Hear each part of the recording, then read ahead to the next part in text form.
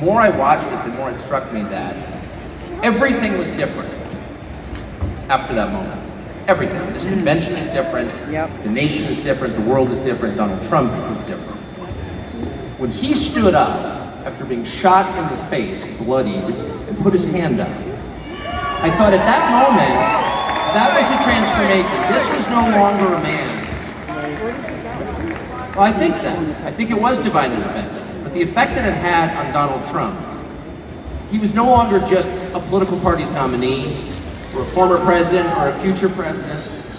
This was the leader of a nation. I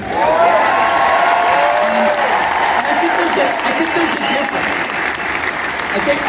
I've spent most of my life in Washington where the president is at the top of the pyramid, everyone wants to be the president. But if you think about it, the presidency comes with great power, obviously. But if you think about it, that is a title that is bestowed by a process of some sort that can be subverted.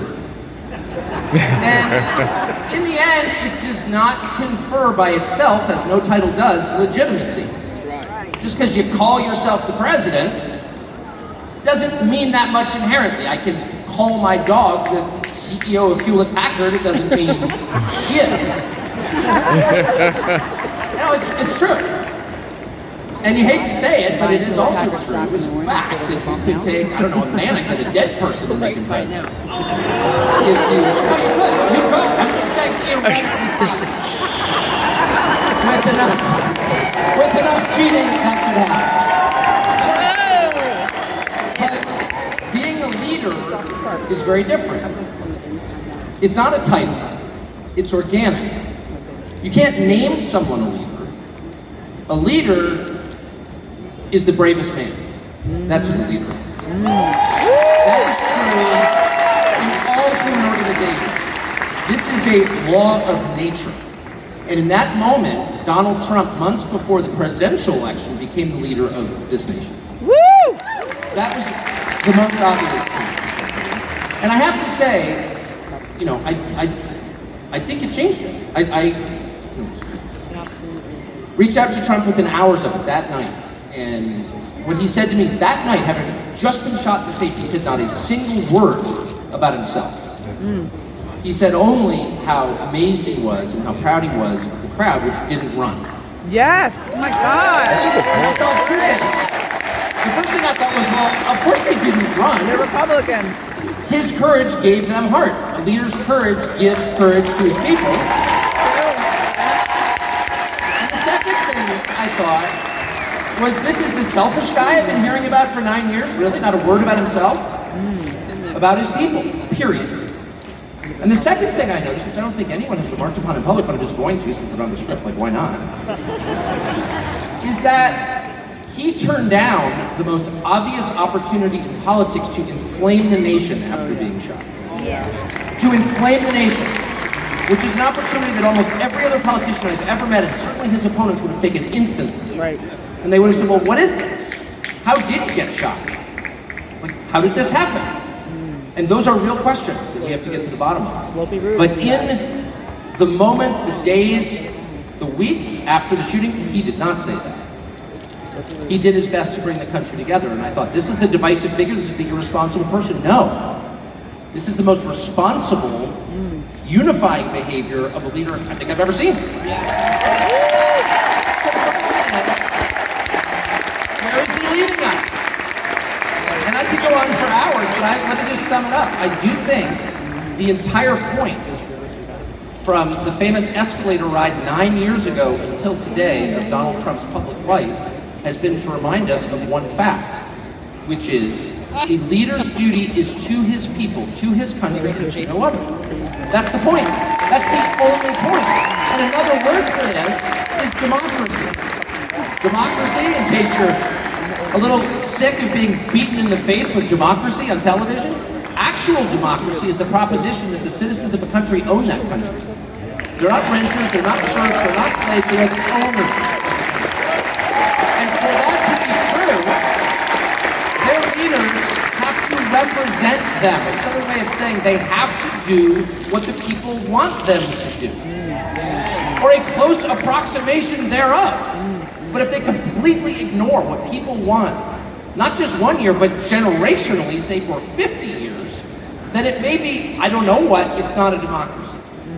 And so I think the entire Trump project, paradoxically, he's attacked as an enemy of democracy, is to return democracy to the United States. Yeah. Hey, let's pay attention to what people actually want. And the lack of interest in that question in Washington is something that ultimately drove me out of the city after 35 years. Lawmakers stepping over the prostrate bodies of their fellow citizens ODing on drugs to go cast votes to send money to some foreign country. Yeah, actually, we've lost more Americans from drugs in the past 4 years than we lost in World War II.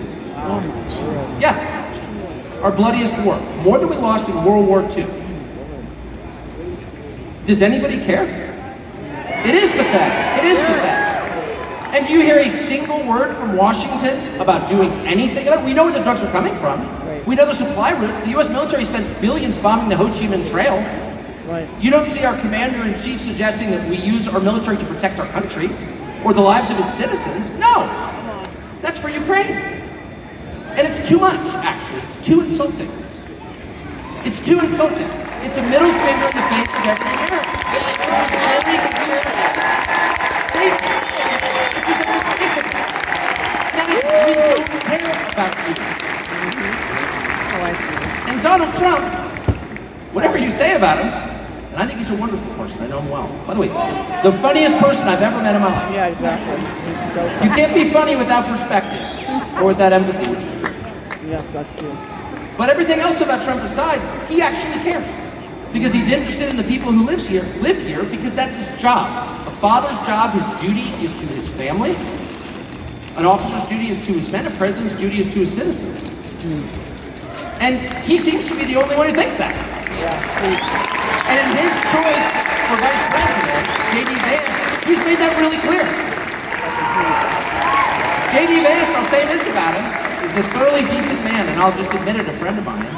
One of the very few politicians in Washington who actually is very close to his own wife, which is wonderful to see.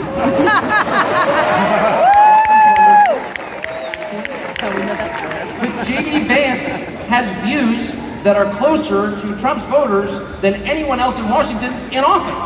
Therefore, we need to not stress it. That's called democracy. So I will stop at just one point, and that is what's happened over the past month since the debate, and particularly on Saturday in Butler. I think a lot of people are wondering, what is this? This doesn't look like politics. Something bigger is going on here. I think even people who don't believe in God are beginning to think, well, maybe there's something to this. Actually. And I'm starting to think it's going to be okay, actually. I do think that. And the day after the midterm elections in 2018, Antifa came to my house. The Democratic Party's militia. Okay, I was at work. It was obvious when I was at work because it was public. My wife was home alone. They tried to come in through the front door. They terrorized her. She hid in her pantry. It was on television. It was horrible, actually. It was, I'm not whining about it. I wasn't getting shot in the face, but it wrecked our day.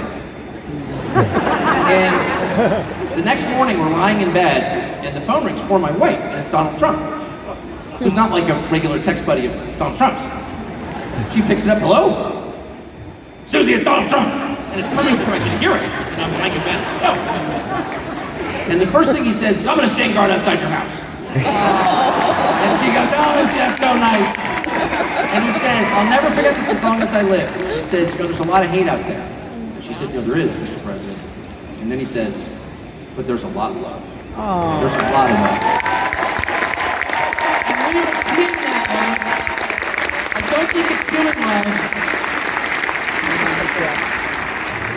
And I'll just stop with this. I'm not always convinced that I'm on the right side. I've been on the wrong side many times. You'll never hear me say, I'm on God's side, or God's with me, or even I'm with God. I want to be, I'm not sure I am. But I will say this unequivocally and conclusively. God is among us right now.